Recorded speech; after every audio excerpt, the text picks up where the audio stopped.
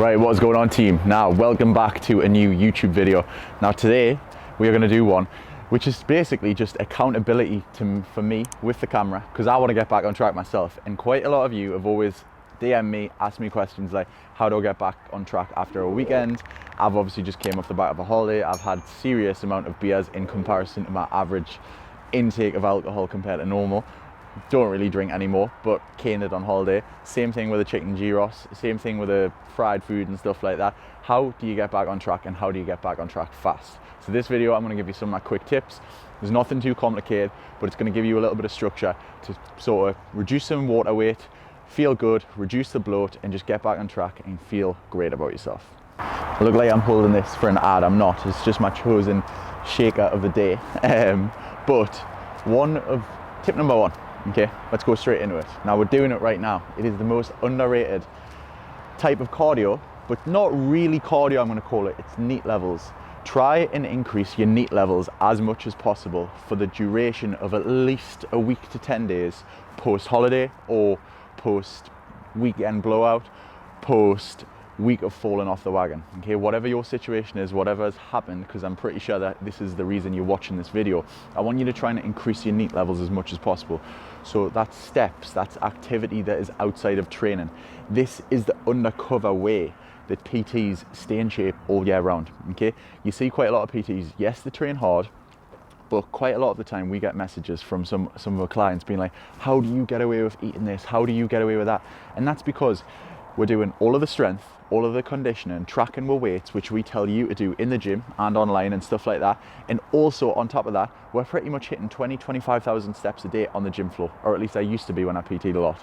But that is the reason why PTs get away with murder with the food. And this is what is going to get you back on track nice and quick. Increase your NEAT levels. If you usually do 8,000 steps a day, let's boost it to 12,000 steps a day, which only takes you about a 20-minute walk extra for like 10 days.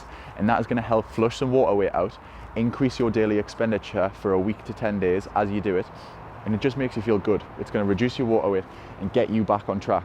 Okay, so whatever your normal step count is, let's try and add another 40% of that. Let's use that as a marker. Okay, so whatever your step total is, that is for you personally right now on an average day of you, then add that 40%, and it's going to make you feel amazing. So right now I'm going to go for a long ass walk. Right, so tip number two, you saw us before. What was I doing? I was drinking, and I'm talking about water. Now what I suggest you do is watch your water intake for the duration of that week to 10 day period that we're going to try and do now, that we're going to try and clear up and get rid of your bloat and get you feeling good again. Now, one of the main factors that really affects people when it comes to going off and like going on holiday, having a binge, falling off the wagon, whatever you want to call it, whatever has happened to you in this current situation, is the sodium intake and the water fluctuations from drinking and from bad food. Now, people gain 10 pounds. 10 pounds is quite easy to gain. I can gain a stone pretty much in a week of going on holiday.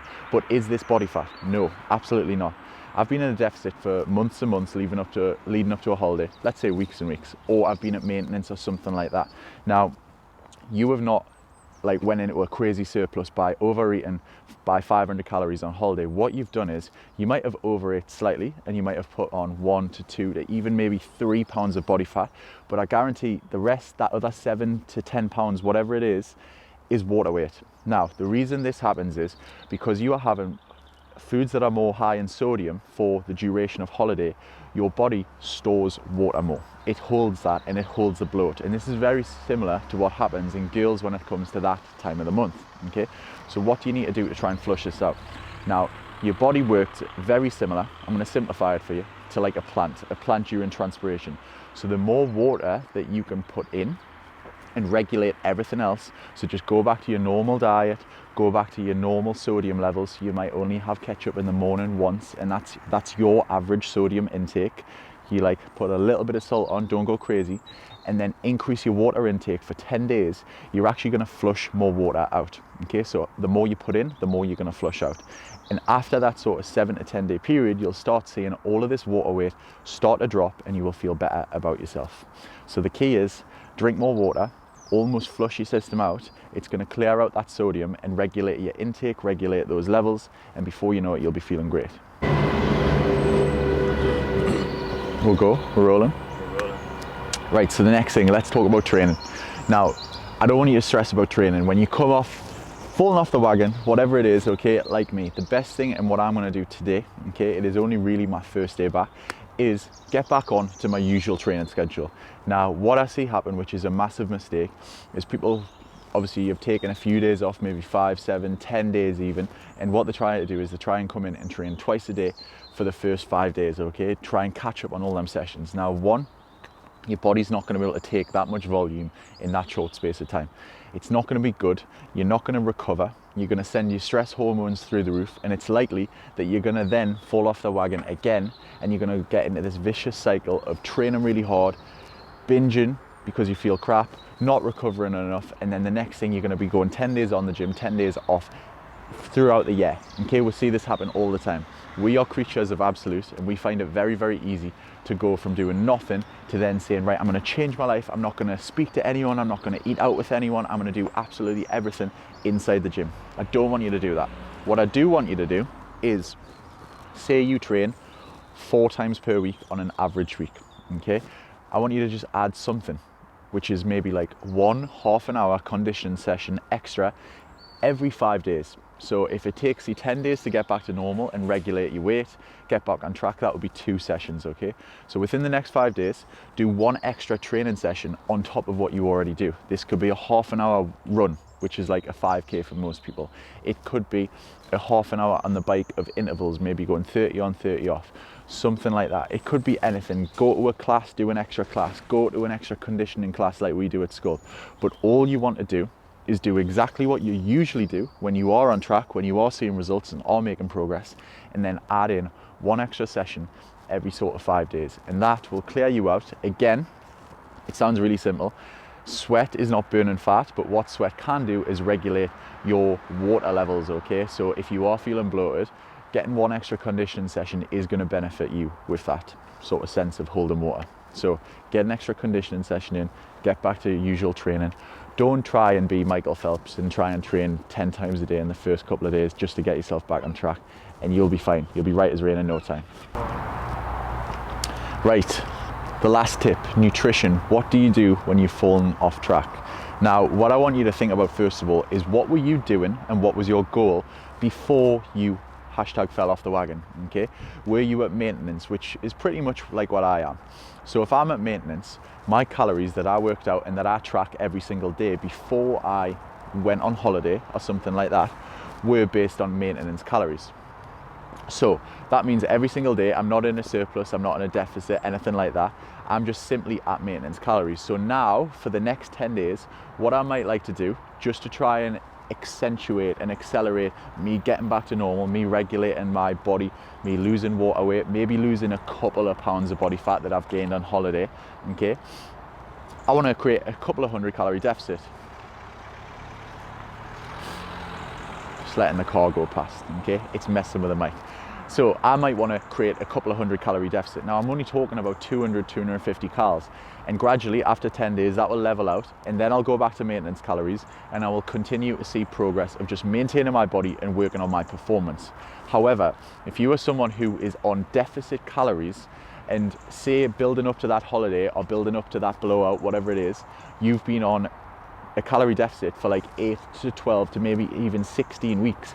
Now, you don't need to take them calories and add another 250 calories to it, because you're already in a 500 to 600 calorie deficit. You just need to get back to those calories that you were monitoring and that you were tracking before your blowout, before your holiday. Does that make sense? Because we don't want to see you going to a 750 or 800 calorie deficit, because that's a recipe for disaster. You will fall off the wagon because it's unsustainable, it is too aggressive, and you'll just end up losing muscle mass as well as fat, okay? And the last one, if you are on a gaining phase and you are someone that is actually trying to push the weight up, but you've went a little bit too YOLO when you've been on holiday or when you fell off the wagon and you've went crazy amount of calories, what you probably want to do is, during the next 10 days, when you're trying to clear yourself out, when you're trying to feel good about yourself and get back to normal, regulate your levels, you want to probably drop back down to your maintenance. So if you've normally been tracking at like a 300 calorie surplus, drop that back, pull 300 calories off each day, go to maintenance levels for about 10 days, clean your diet up, okay, get back on solid nutrition, drop the water weight, and then after those 10 days, you can gradually start adding in calories and going back into a surplus. So those are your 3 avenues depending on what your goal was prior to falling off the wagon. And you need to ask yourself what that is, because my numbers would not work for you. You need to ask yourself, what were those numbers before? What was your calorie intake? Get back to that first of all, and then start being tactical and doing what you need to do across the next 10 days. Now, that is pretty much my 4 to 5 main tips when it comes to getting back on track and what to do when you fall off the wagon. So you have increased NEAT levels, increased steps. You have increased water intake to level out your sodium levels. You have your training. What are you going to do? Get back to your normal schedule and add in maybe 1 conditioning session.